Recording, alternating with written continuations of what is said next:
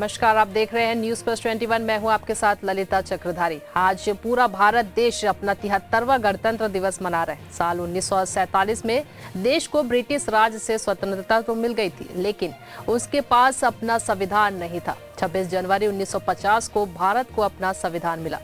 इसी दिन भारतीय संविधान लागू हुआ और इसी के साथ भारत एक संप्रभु राज्य बन गया, जिसे गणतंत्र घोषित किया गया। आज के इस 73वें गणतंत्र दिवस पर प्रदेश अध्यक्ष मोहन मरकाम ने राजीव भवन कार्यालय में अपने कार्यकर्ताओं के साथ ध्वजारोहण किया।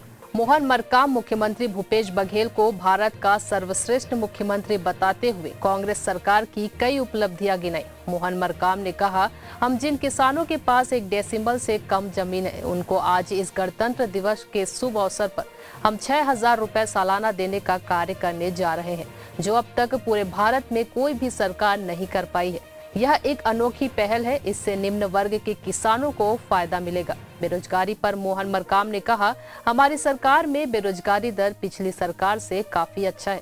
हम लगातार अपने प्रदेश के युवाओं को नए नए स्कीम के माध्यम से रोजगार प्रदान करने का प्रयास कर रहे हैं।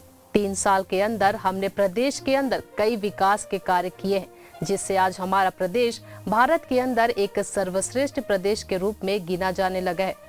भारतीय जनता पार्टी का विरोध करते हुए मोहन मरकाम ने कहा कि यह सरकार संविधान को पूरी तरह से अपने काबू में कर लिया है। हमारा संविधान खतरे में है, देश की जनता को समझना होगा।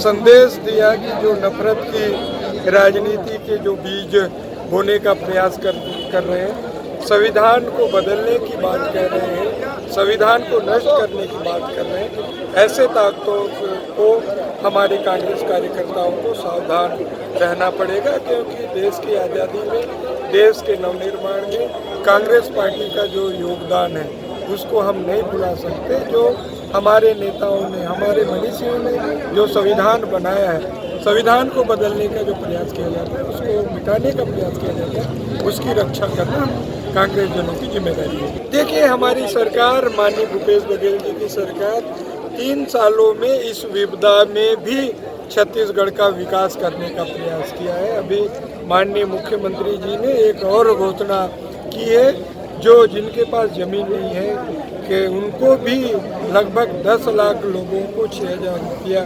सालाना जो जो भूमि है, खेतीहर भूमि है, किसान मजदूरों को भी देने का निर्णय लिया। पूर्व मुख्यमंत्री डॉक्टर रमन सिंह कुशाभाऊ ठाकरे विश्वविद्यालय में ध्वजारोहण किया। न्यूज प्लस 21 की टीम से बात करते हुए पूर्व मुख्यमंत्री डॉक्टर रमन सिंह ने कहा कि प्रदेश के युवाओं की स्थिति बेहाल है। सरकार बनने से पहले यह 10 लाख रोजगार देने की बात कहे थे, किंतु अब तक कुछ भी नहीं कर पाए, केवल फिजूल की बातें करते हैं। आपको बता दें, अचानक आयुष्मान मित्र कार्ड बनाने वाले कई कर्मचारियों को नौकरी से निकाल दिया गया है। वर्तमान सरकार अपनी घोषणा पत्र में जो कुछ भी कहा था, वह सिर्फ पन्नों में कैद है। अब वह कोई भी घोषणा पत्र पर कार्य करने में सफल नहीं हुए हैं। 3 साल से ज्यादा का समय हो चुका है। प्रदेश के अंदर अब तक एक भी विकास कार्य देखने को नहीं मिला है। इसका फैसला 2023 में जनता जरूर करेगी। गणतंत्र दिवस के अवसर पर प्रदेशवासियों को, देशवासियों को ढेर सारी शुभकामनाएं। और आज हमारा इस देश का सबसे बहुमूल्य ग्रंथ गणतंत्र दिवस के इस अवसर पे देश को समर्पित हुआ 1950 को, और प्रथम राष्ट्रपति ने आज के दिन शपथ लिया राष्ट्रपति के रूप में इस देश में। आज 73वें वर्ष में हम यही संकल्प लें कि जो हमारा गणतंत्र है उसको और मजबूत करें। संविधान ने जो अधिकार दिए हैं समाज के सभी वर्गों को, छोटे बड़े जाति पात की सीमा को तोड़ते हुए, ये संविधान है जो हजारों साल तक इस देश को अक्षुण्ण बना के रखेगा, मजबूत बना के रखेगा और एक नई शक्ति भारत को नई ऊर्जा देगा। बेरोजगारों को जो वादा किया था, कम से कम उसको तो नकारना नहीं चाहिए। आजकल तो हर चीज़ को कांग्रेस नकार रही है। यदि आपने बेरोजगारी भत्ता की बात कही थी 10 लाख लोगों को, तो आज उस पर भी इनकार कर रहे हैं।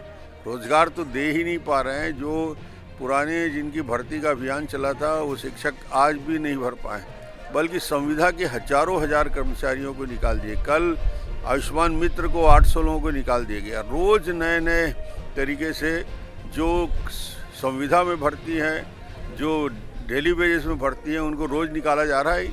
इन्होंने रोज़गार दिया नहीं, रोज़गार छीना है। ऐसे ही तमाम जानकारी से लगातार जुड़े रहने के लिए देखते रहिए न्यूज़ प्लस 21, आपके हक की बात।